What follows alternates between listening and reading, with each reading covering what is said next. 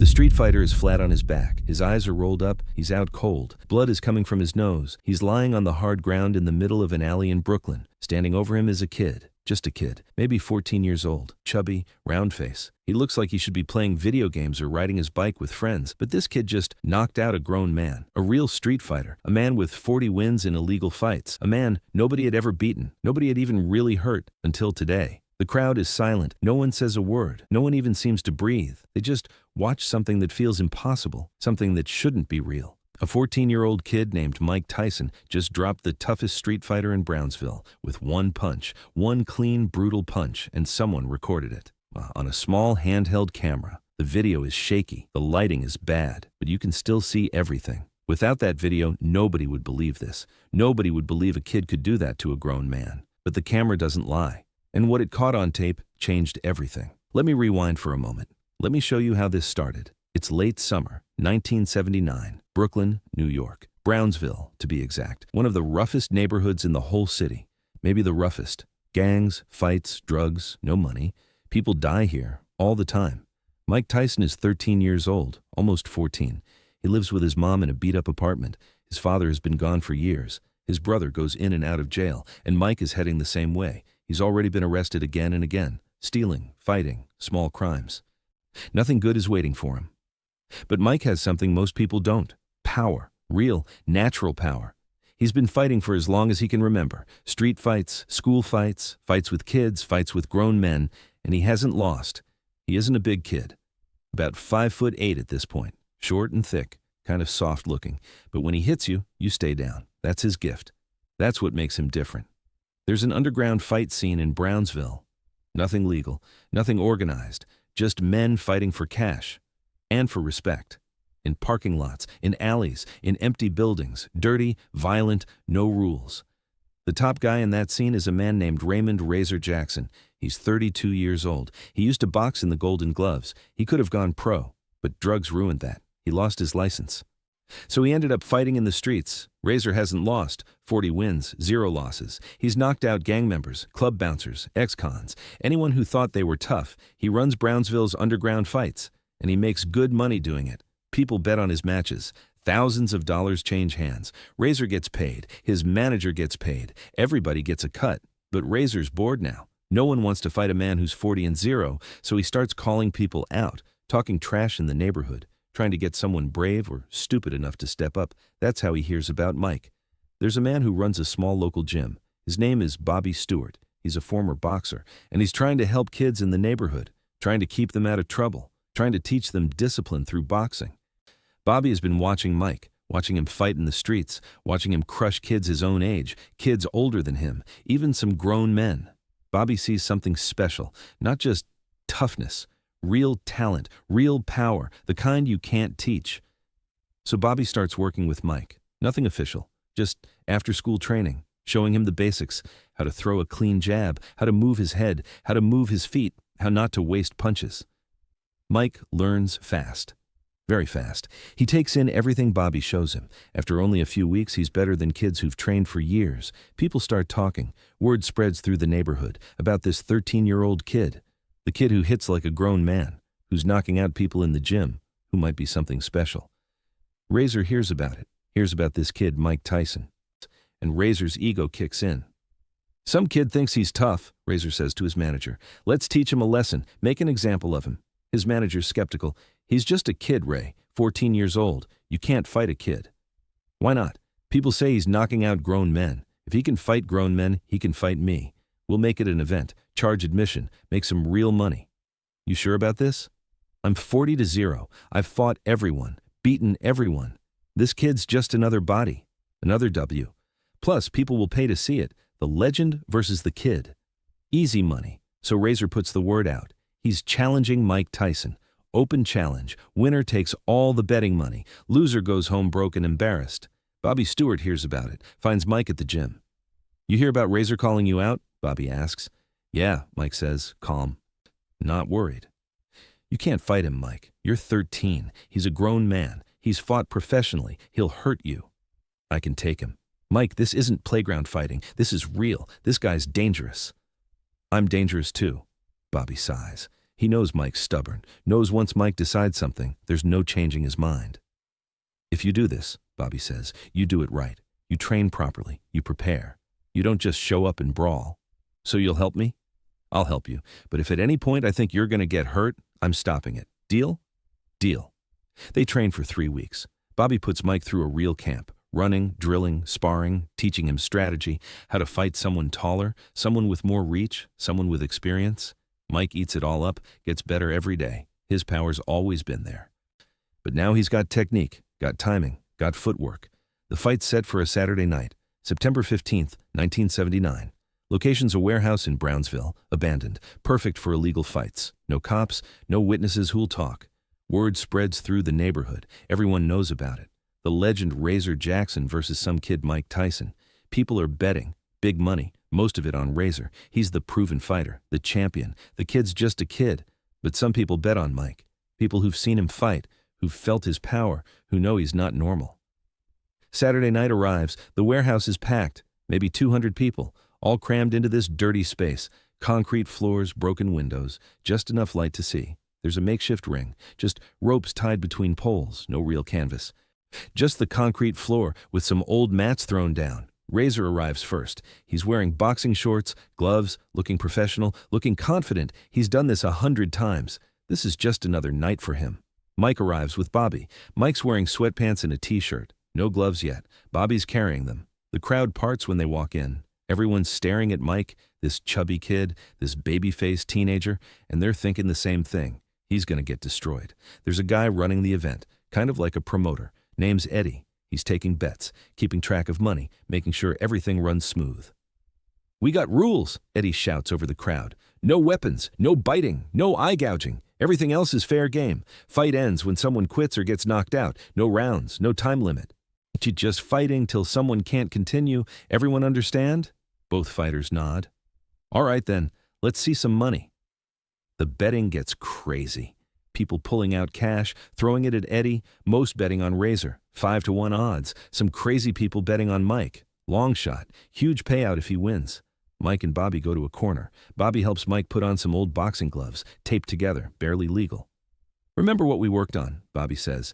"He's got reach, so get inside. Make him fight close. Use your power. Don't try to box him, just hit him hard." "I got it. And Mike, if it gets bad, I'm stopping it. Your safety's more important than winning." "It won't get bad." Mike's calm, eerily calm, like he's done this 1,000 times. Bobby's never seen a kid so composed before a fight. Across the ring, Razor's shadowboxing. She loosening up, talking shit loud enough for everyone to hear. "This kid don't know what he's in for. Gonna teach him a lesson. Gonna send him home crying to his mama." The crowd laughs, eats it up. This is entertainment for them. Eddie steps into the ring. "All right, Razor Jackson, 40 wins, 0 losses, facing Mike Tyson, some kid from the neighborhood who thinks he's tough. Let's see what happens." The crowd cheers. Someone's got a video camera, one of those big old 1970s camcorders, recording everything. Nobody knows how important that footage is going to be. "Fighters to the center," Eddie shouts. Razor walks to the middle. Mike follows. They stand face to face. Well, face to chest. Razor's 6 feet 2 inches, Mike's 5 feet 8 inches. Razor's got at least 50 pounds on him. "You sure you want to do this, kid?" Razor asks, grinning. "I'm going to hurt you." Mike just stares, says nothing. That dead-eyed Mike Tyson stare, the one that'll become famous later. "All right," Eddie says, "touch gloves and come out fighting." They touch gloves, both back up. Eddie steps out of the ring. "Fight!" Razor comes out confident, hands up, moving forward, throwing a jab, testing Mike, seeing how he reacts. Mike slips it. Clean. Bobby's training showing through. Razor throws another jab. Mike slips that too. Moves to the side, the crowd's murmuring. This kid's got moves. This might be more interesting than they thought. Razor throws a combination. Jab, cross, hook. Trying to land something, anything. Mike ducks under the hook, steps inside, right into Razor's chest, too close for Razor to punch effectively, and Mike throws a body shot, left hook to the ribs. The sound is loud. White even over the crowd noise. A heavy thud, like hitting a drum. Razor's face changes. Pain flashes across it. That punch hurt more than he expected. He backs up, creates distance, breathing hard. "Lucky shot," Razor yells, trying to save face. He comes back in, more aggressive now, throwing harder, trying to end this quick, land one big shot and put the kid down. But Mike's elusive. slipping, dodging, moving his head, making Razor miss. Every punch Razor throws, Mike's gone. Just not there. And every time Mike gets inside, he throws to the body. Left hook, right hook, digging into Razor's ribs, breaking him down. Razor's breathing gets heavier. He's not used to this. Used to knocking guys out early, not working this hard. Mike's calm, patient, waiting for his moment. It comes about 2 minutes in. Razor throws a wild right hand. Puts everything into it, trying to take Mike's head off. Mike ducks under it. Razor's completely off balance, wide open. Mike plants his feet, rotates his hips, transfers all his weight, and throws a right uppercut. It's perfect. Textbook. Lands right on Razor's chin. The sound is different this time. Not a thud, a crack. Sharp, distinct. Razor's head snaps back. His eyes roll up. His arms drop. His legs give out. He falls, not backwards, just straight down. Knees hit first, then face, lands flat on the concrete. He's out. Completely unconscious. The warehouse goes silent, dead silent. Nobody moves, nobody breathes. They all just saw something impossible. A 14-year-old kid just knocked out Raymond Razor Jackson, the undefeated street fighting champion, with one punch. If you're enjoying this, hit that subscribe button. We post videos like this every day. Mike stands over Razor, not celebrating, not gloating, just standing there, calm. Like he expected this. Eddie's shocked. Doesn't know what to do. This wasn't supposed to happen. Bobby rushes into the ring. Checks on Razor. He's breathing. Just unconscious. Gonna wake up with a headache, but he'll be fine. "Winner!" Eddie finally shouts. "Mike Tyson!" The crowd erupts. Half cheering, half shocked. Money's changing hands. People who bet on Mike are celebrating. People who bet on Razor are pissed. Razor starts to come around, groaning, confused. "What happened?" "You got knocked out," someone says. "By who?" "The kid." Razor sits up, looks at Mike, at this baby-faced teenager who just ended his undefeated record. "How old are you?" Razor asks. 13, 14 next month. Razor laughs, painful laugh. Holding his jaw. "I got knocked out by a 13-year-old. I'm done. I'm retiring." He's not joking. That fight was his last. He never fights again. Can't handle the embarrassment. Can't handle knowing he lost to a kid. Mike and Bobby leave, take their winnings, split it. Mike gives most of it to his mom, keeps enough to buy some new shoes. But the story doesn't end there, because someone filmed it. That guy with the camera, he got the whole thing, the build-up, the fight, the knockout, all of it. He makes copies, starts showing people. The footage spreads through the neighborhood, through Brooklyn, eventually through New York. People can't believe it. This chubby kid moving like a pro, slipping punches, throwing combinations, knocking out a grown man with one shot. The footage is grainy, black and white, bad audio. But you can see everything. See Mike's technique, see his power, see Razor go down. The footage reaches someone important. A boxing trainer named Cus D'Amato, he's a legend. Trained Floyd Patterson, multiple champions. He's old now, semi-retired, living upstate. But someone sends him the footage. "You gotta see this kid." Cus watches it again and again. Can't believe what he's seeing. The power, the speed, the technique. And the kid's only 13. Cus makes some calls, tracks down Bobby Stewart. "Tell me about this Mike Tyson kid." "He's special," Bobby says. "Most talented fighter I've ever seen. But he's troubled, in and out of juvie, headed down a bad path." "Can I meet him?" "I'll ask." Bobby brings Mike upstate to meet Cus. It's late 1979. Mike's still 13, not famous. Just a kid from Brooklyn who knocked out some street fighter. Cus and Mike sit down, talk. Cus shows Mike the footage. "That's you?" Cus asks. "Yeah," Mike says. "How long you been training?" "Few months. Bobby's been teaching me." "Bobby did a good job, but you got natural talent. Raw power I haven't seen in years." "Thanks." "You want to be a fighter? A real fighter? Professional?" Mike thinks about it. "I don't know. I never thought about it." "You should. You could be champion. Heavyweight champion of the world. But it's going to take work, discipline, sacrifice. You got to change your life, change how you think, change everything." "I can do that. I believe you can. How about this? Come live with me, train with me. I'll turn you into a champion. But you got to follow my rules. No more trouble, no more arrests. Just training. Just boxing. Deal?" Mike looks at Cus, this old white guy offering to take him in, change his life, give him a future. Deal. That's how it starts. That's how Mike Tyson becomes Mike Tyson, all because of one street fight, one knockout, one piece of footage. Without that camera, nobody would have believed it happened. Nobody would have believed a 13-year-old knocked out a 40-0 street fighter, but the footage exists. It's real. And it changed everything. Years later, Mike talks about that night. He's champion now. Youngest heavyweight champion in history. Famous, rich, feared. Someone asks him about the Razor Jackson fight, about the footage. That fight made me, Mike says, not because I won, but because someone filmed it. That footage got to Cus. Cus changed my life. Without that camera, I'd probably be dead or in prison. Instead, I'm champion. You were only 13. Weren't you scared? Nah, I was never scared of fighting. Fighting was the only thing I was good at, the only thing that made sense. I was scared of being nobody. Scared of dying in Brooklyn with nothing to show for it.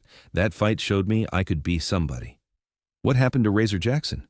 He quit fighting, heard he got clean, got a job. Last I heard, he's doing all right. No hard feelings. He gave me an opportunity. He just didn't know what he was getting into. The footage still exists. Somewhere. Passed around in boxing circles, shown to young fighters as an example. This is Mike Tyson at 13, trainers say. Look at the power. Look at the technique. This is what natural talent looks like. People watch it and can't believe it. This chubby kid destroying a grown man. To one perfect punch. One moment that changed history. Razor Jackson does an interview years later. Someone tracks him down, asks him about the fight. I was 40-0, Razor says. Never lost, never even been hurt. Then this kid shows up, this baby-faced teenager, and I thought it was going to be easy. Thought I'd knock him out in 30 seconds, make some money, go home. What happened? He was different, faster than anyone I'd fought, stronger than anyone his size should be. I threw my best punches. He dodged them all, made me look slow, made me look amateur. Then he hit me once, one uppercut, and I woke up on the ground, didn't know where I was, didn't remember falling, just knew I lost. To a kid, a 13-year-old kid. You ever regret taking that fight? Every day. But also never. It humbled me, made me realize I wasn't invincible. It made me quit fighting and get my life together. If I'd kept winning, I'd probably be dead now. So in a way, Mike Tyson saved my life by knocking me out. You ever talk to him after? Nah, what would I say? Thanks for ending my career? But if I did see him, I'd tell him I'm proud of what he became. He was special that night, and he proved it to the world. Bobby Stewart talks about it too, in documentaries about Mike's early life. I knew Mike had talent, Bobby says, but that fight showed everyone, showed the world what he could do. The footage from that night is grainy and old, but it captured something real. It captured the moment Mike Tyson became Mike Tyson, before the fame, before the money, when he was just a kid from Brooklyn with power in his fists and nothing to lose. If you think this story is incredible, do you hit that like button? Let me know in the comments. The warehouse where the fight happened is gone now, torn down in the 1980s, turned into a parking lot. But people in Brownsville still talk about that night, the old-timers, the ones who were there, who witnessed it. They tell the young guys. I saw Mike Tyson fight when he was 13, before he was famous, before anyone knew who he was. Kid knocked out Razor Jackson with one punch, most unbelievable thing I ever saw. Come on, old man, that didn't happen. A 13-year-old can't knock out a grown man. It happened. There's footage. You can watch it, see for yourself. And they do watch it. Find the footage online, uploaded to YouTube by someone who had a copy, digitized from that old VHS tape, grainy, barely visible. But there, you can see Mike, young, chubby, baby-faced, moving like a professional, slipping punches, throwing combinations, then the knockout, Razor going down, out cold. The comments are always the same. Is this real? How old is Tyson here? That power is insane. This is before he was famous? Wow, no way this kid is 13. But he was. He was 13. And he did knock out a 40-0 street fighter, and someone filmed it, and that footage changed history. Because without it, Cus D'Amato never sees Mike, never takes him in, never trains him, and Mike Tyson probably dies in Brooklyn, another kid from the hood who could have been something but wasn't. Instead, he became the youngest heavyweight champion in history, became one of the most feared fighters ever, became Iron Mike, all because of one street fight, one knockout, one piece of footage, the unbelievable moment that, if it hadn't been filmed, nobody would have believed. So that's what happened on September 15th, 1979, in a warehouse in Brownsville, Brooklyn. A 13-year-old kid named Mike Tyson fought a 32-year-old street fighter named Raymond Razor Jackson. Razor was 40-0, undefeated, the best in the underground scene. Mike knocked him out with one punch, ended his career, ended his legend, and someone filmed it on an old camcorder, grainy footage, bad lighting, but clear enough to see what happened. That footage reached Cus D'Amato, changed Mike's life, turned him from a troubled kid into a champion. Without that camera, this story doesn't exist. It becomes an urban legend, something people talk about but nobody believes. Some kid knocked out Razor Jackson. Yeah, right, that didn't happen. But it did happen, and the footage proves it. Shows the world that Mike Tyson was special before anyone knew his name, before the fame, before the fortune, when he was just a kid with power and potential. That's the unbelievable moment. That's the footage that changed everything. A 13-year-old destroying a grown man. One perfect punch, one knockout, one camera capturing it all. If you don't believe it, watch the footage. It's out there, grainy, old, but real. And then you'll understand. You'll see why Cus D'Amato took a chance on this kid, why he believed Mike could be champion, because that power was always there, that speed, that technique, even at 13. Mike Tyson was born to fight, born to destroy, born to be champion. And that night in Brooklyn, in front of 200 people and one camera, he showed the world who he really was, the baddest man on the planet. He did before anyone knew it yet. If this story amazed you, make sure you're subscribed. Hit that like button. Share this with someone who loves boxing. That's the story. That's the unbelievable moment. That's what happened when nobody was watching, except one guy with a camera. And that one camera changed history. Mike Tyson's unbelievable moment, the one that, if it hadn't been filmed, no one would have believed. But it was filmed. And now everyone knows. The legend started in a warehouse in Brooklyn, with a 13-year-old kid and one perfect punch. That's the truth. That's the story. That's what the footage shows. And you can see it for yourself, if you dare to believe.